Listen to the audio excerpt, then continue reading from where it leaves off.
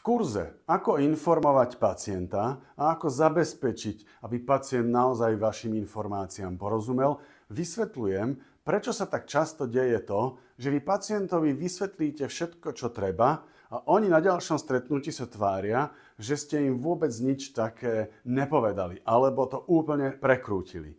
A v kurze Obranné mechanizmy vysvetľujem jeden z dôvodov, prečo sa to deje, ale ešte je iný dôvod. A to, že nestačí, aby lekár, zdravotník vysvetlil, ale aby zabezpečil prijatie informácie. Podobné veci sa dejú aj medzi učiteľmi a študentami. Úlohou učiteľa totiž nie je iba vysvetliť, ale zabezpečiť, aby študenti rozumeli.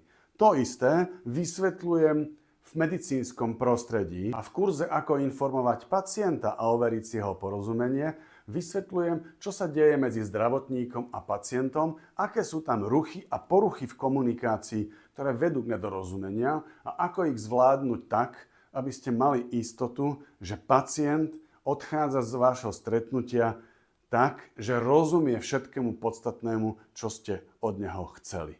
Nestačí iba vysvetliť, treba si aj nejakým konkrétnym spôsobom overiť porozumenie pacienta a to vysvetľujem v tomto kurze.